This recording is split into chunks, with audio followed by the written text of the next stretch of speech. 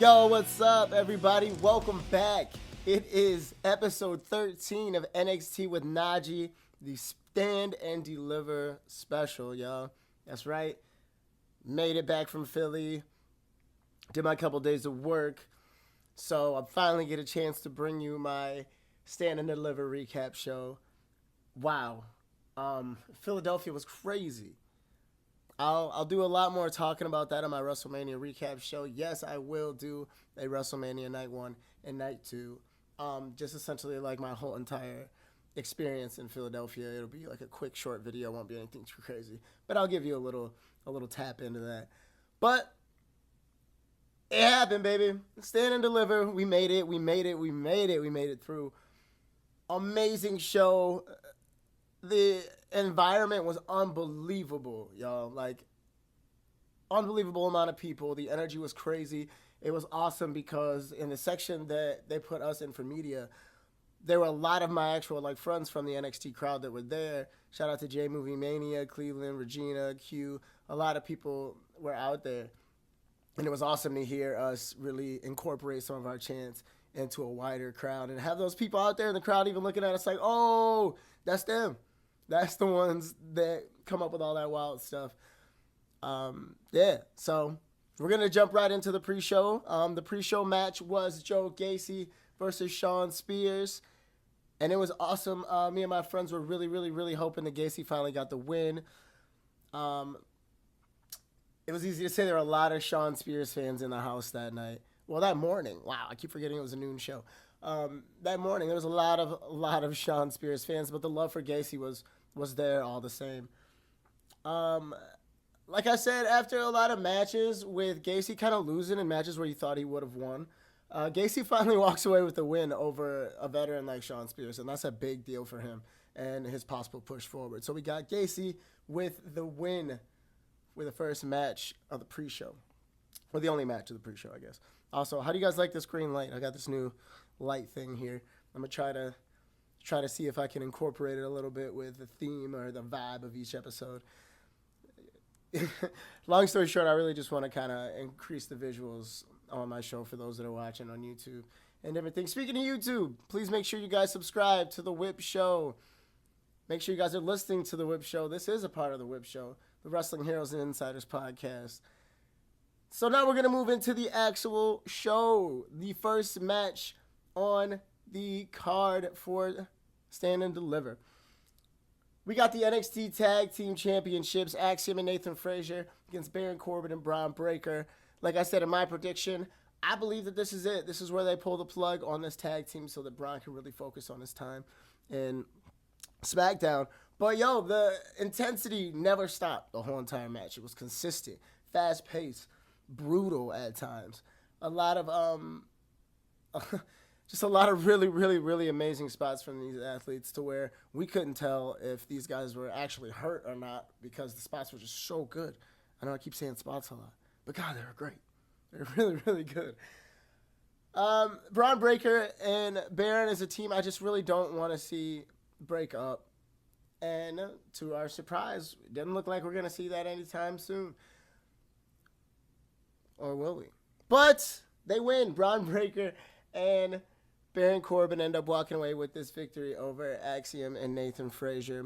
Big surprise for me. If you guys checked out the preview show, then you know that we were really shocked in the crowd. We really thought that that's when they were going to pull it. But we're going to move on now. Best match of the night, in my personal opinion. We got the triple threat match for the NXT North American Championship with Oba going against Briggs, going against Dijak. Entrances, beautiful. Wasn't anything special, but just seeing Oba come out to the who chants that we started at NXT was awesome. J Movie Mania turned around and looked at me from a couple rows down and was just in awe of the fact that 16,000 people were chanting something that we started as a group of maybe like 6 or 7 people. So that's a beautiful thing. Now, domination for every single one of these individuals. These guys brought the house down straight up. Oba's strength is just out of this world. There is a set spot where he has Dijak and Briggs on his back. Yes, and he slams them both while basically holding them both on his back. And the crowd goes insane. There's also a spot where Briggs jumps off the top rope. I think he throws Dijak or vice versa into a Oba that's sitting inside of a chair on the outside of the ring. It was just nonstop hard-hitting action from these big guys. Everything we thought it was going to be, everything we wanted it to be. These guys did not disappoint. I'm very, very happy that our winner and still NXT North American champion is Oba Femi. Push this guy to the moon. Don't take that title from him anytime soon. We'll see what they got next for my guy. Ibam Bey, baby. Ibam Bey. Oba Femi with the win. Man, I still just can't get over the way the crowd was just super involved with that one. God, it just goes to show you that NXT is really, really, really taking over, no pun intended, worldwide. We are doing this, y'all. We are really, really doing this. So, moving on to the next match, we got the 6-women tag match. Thea Hale, Fallon Henley, and Kalani Jordan versus JC Jane, Kiana James, and Izzy Dame. 6-woman tag match. Now, this match was a lot of fun. Left me and my guy Whip wondering who was actually going to walk away with this victory. I actually got to sit down with Wrestling with Honey. She was sitting next to me along with my buddy Leo, distracted by wrestling. Go check them out. And we really couldn't put our finger on who was going to come away with the victory. I personally wanted the babyfaces to win for a change because for the last maybe month or two, they've been really pushing James and Izzy Dame as amazing heels that just couldn't be stopped.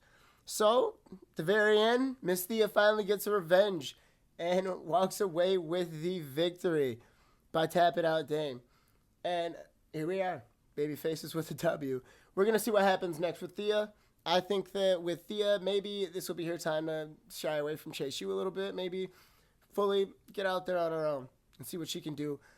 Speaking of Thea Hale and the women of NXT, right after this, they announced that there's a brand new championship coming. The NXT Women's North American Championship is coming to NXT. That's right. Ava came out and made the announcement. Crowd went absolutely crazy. I'm still going crazy over it. I have so many theories, so many ideas on who could possibly be our first champion ever, how they could do it tournament-wise. There's just so many different directions they could go with it and so much talent on that roster that deserves it. Obviously, we think of Lash Legend, Lola Vice. You even got a returning Sol Ruka. You got all these different people that could come back. And even Lyra. I know Lyra just lost her. Oops, that's a spoiler, I guess. But I know Lyra's going through a thing right now. But that could be a potential thing that we could look into. And sorry if you didn't know what happened at Stand and Deliver. But it actually leads me right into our next match, which is, I'm just going to tell you right now from the start. Shout out and new. Roxanne Perez is the new NXT Women's Champion. Yeah, I had to switch up the format of how I told you, but that's on me. But it's okay. Things can be forgiven. Yes. Absolute dominance from Roxanne Perez from the start. She attacked that shoulder from start to finish. Every single time we thought that Lyra was going to have a chance to come back and really put some good offense in, Roxanne went on the attack, and she stayed aggressive. And that's what we said she had to do to win. So we'll see what happens with this. The draft did get announced. And a couple people have already made their claims on, declaring themselves to be inside the draft. So we're going to see. We're going to see. But shout out one more time, our new NXT Women's Champion, Roxanne Perez. You deserve it. You really, really, really do. So don't let us down. We know you won't. Truthfully. Now, we're going into this NXT Championship match between Ilya Dragunov and Tony D'Angelo. Everything, once again, they stood and they delivered with this card. Everything we wanted out of this match, we got. We got Ilya fighting like the fighter that he is. We got Tony being the bruiser, the strong guy that he is. Neither of these guys showed weakness throughout the match. I mean, Tony, obviously, just like the last match, picked on the injury a little bit, went right after the hand, never really stopped going after hand. But the way that Ilya is and the way that Ilya is built, that man, there was no way he wasn't going to walk away with the victory. And still, after an H-bomb through the announce table and an H-bomb from the top rope, and still, our NXT Men's Champion, Ilya Dragunov. Now, since I'm not going to cover the Raw after Stand and Deliver in Mania, it was announced that Ilya is declaring himself for the WWE Draft. So I think that our prediction of him really just being out of there and that possibly being his send-off match or one of his send-off matches was very accurate. I think that it's Ilya's time to head on out. I think he's going to go wherever Gunther is, and we're getting ready to get that all over again. And if you don't know anything about that, look that up, because Ilya versus Gunther, still probably one of the best NXT matches to this day. I don't care, like NXT Altogether, 2.0, UK, you name it, that's it. That might be one of the best matches in history. Just that whole entire story is amazing. So, we're going to move on to the final match, my friends. The final match. Trick versus Mello. History being made right in front of our eyes, baby, for the first time ever in WrestleMania weekend history. Ever. Two black men headline a card. So, this is awesome. This is awesome before they even come out. It's awesome. Mello, great heel entrance. Takes a sweet time. Really takes it all in, all the boos. The boos weren't as bad as I thought, and I think that's just because 16,000 people, a lot of people still really like Mello. So, like, that's expected. But when Trick came out, my God, let me tell you, the energy in that place, the roof blew off. You would have think John Cena or The Rock or Cody Rhodes even came in the building, but it's Trick Williams, and I put him up on the same level of potential as those guys, because that's just how he is. That's just how he moves. And the whoop that Trick chant, crazy. 16,000 people.